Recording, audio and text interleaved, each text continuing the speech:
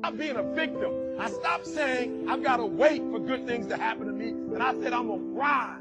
Winners win and losers lose. I can't explain it any better than that. I don't know how it happens, but winners win.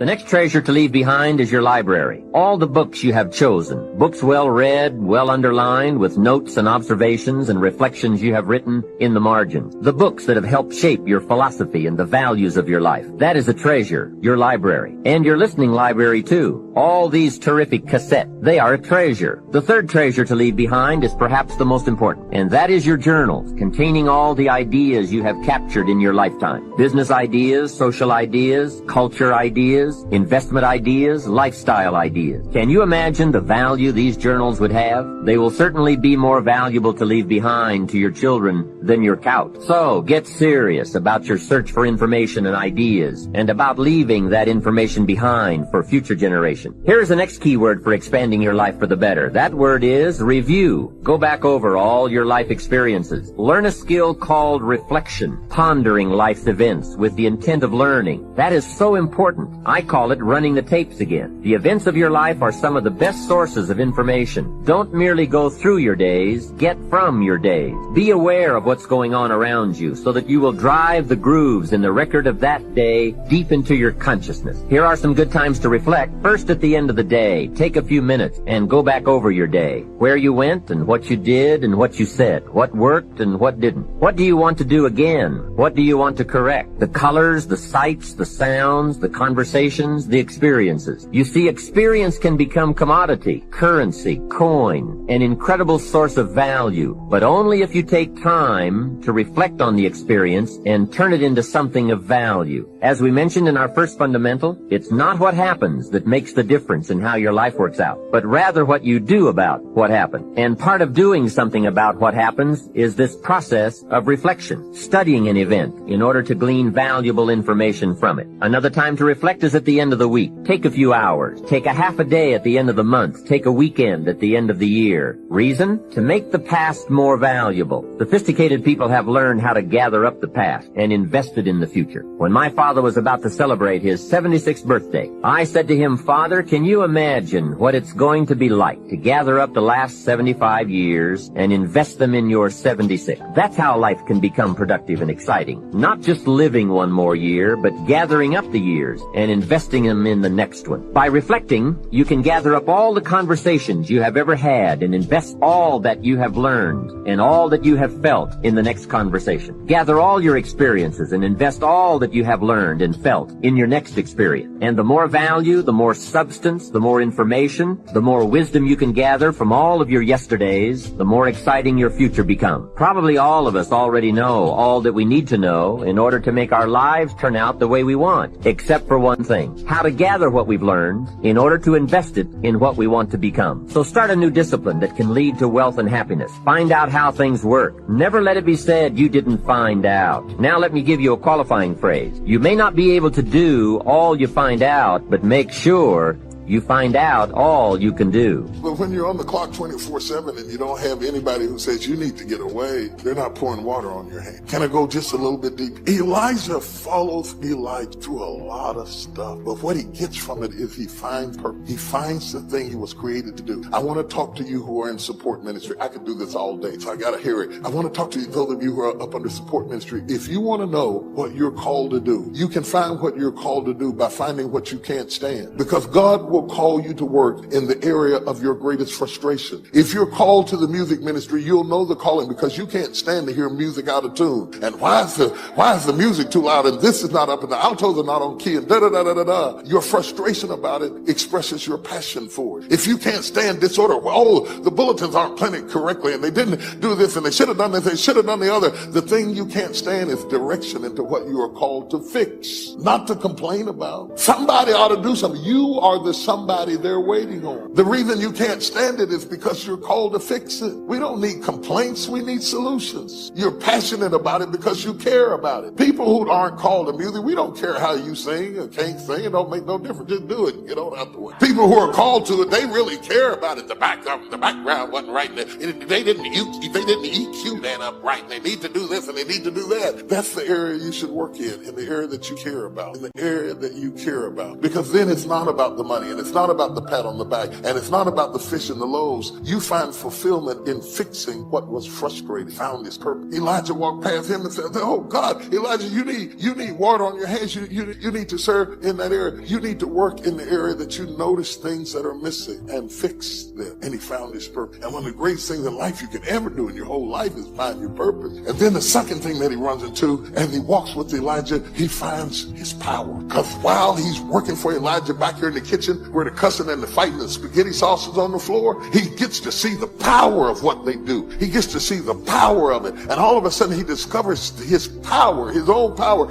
And then he says, give me a double portion of your spirit. I want that. I want that stuff that you do and how you can do what you do like you do it when you do it. I'm connected to that. I want you to teach me how to make it do what it do, baby. But I was really listening to this young man.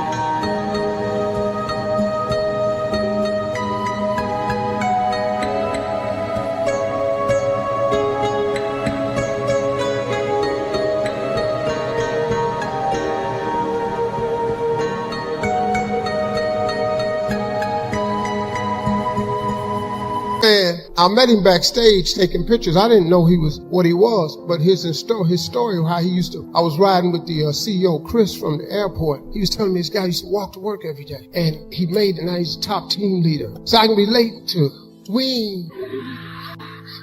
I'm sorry, I didn't know him. I can relate to him. I've been at every level. He said something back there. He said, I come from comfortable beginnings. And I stopped because I was backstage pacing. And I heard on the screen, I come from comfortable beginnings. And I stopped because who in here black come from comfortable beginnings? I don't come from comfortable. I come from the dirt. I come out of nothing. You looking at me today with all that I've accomplished because of faith. Now, when I talk to you today, I'm going to sprinkle faith in here because I can't talk to you about success without telling you about faith. You think, look here now, you think for 1 minute you're going to make it without God, you tripping.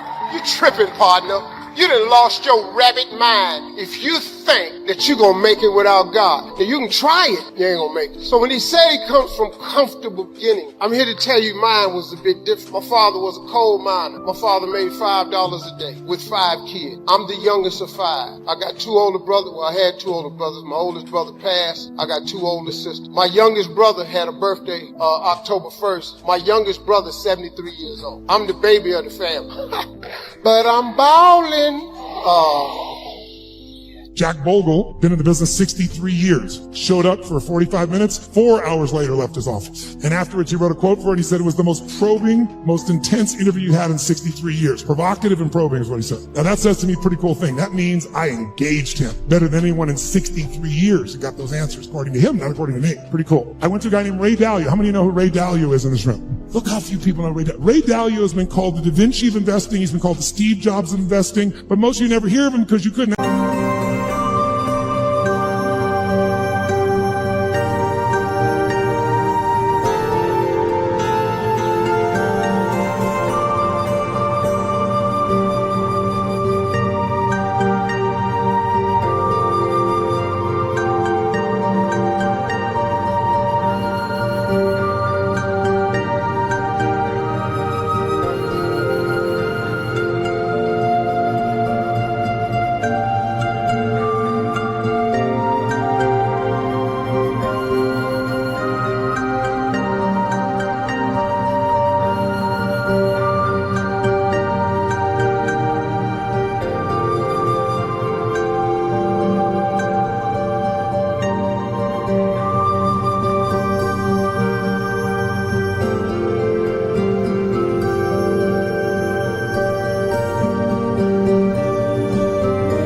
system in a million years. But if you're president of the United States, if you're head of the Fed, if you run China, you know who he is. And I'll tell you why. To work with Ray, first of all, for the last 23 years, he's made 21% per year compounded before fees through all those environments. Unbelievable. But here's all it takes to work with Ray. You need a $5 billion net worth, and $100 million is the initial investment, and that was 10 years ago. Now he won't take your money no matter how rich you are. You're talking to him, and he gets a phone call. It's the Prime Minister of China who wants some coaching. A large hedge fund might be $15 billion. Ray's $160 billion. I got hold of Ray. Part of what happened with Ray was he'd been a fan of mine, it turned out, for about 20 years. But what I did, I spent 15 hours to be ready to engage him. 15 hours of total immersion so I could pitch and catch with him. So I didn't just talk, I could do it back. He wouldn't just throw the ball, I could throw it back to him. And guess what? At the end, he has built something over the years called his all-weather fund, which is designed to make money no matter what market you're in. You don't have to know the markets. He said, what if I die? Someday I will. How will my kids have money? How will my philanthropic areas have money? Here's what I'm going to do. I'm going to figure out why a balanced portfolio doesn't work in 2008 or 2000. And everything we've been taught about finance is wrong. And the Da Vinci of investing figured it out and has done it for himself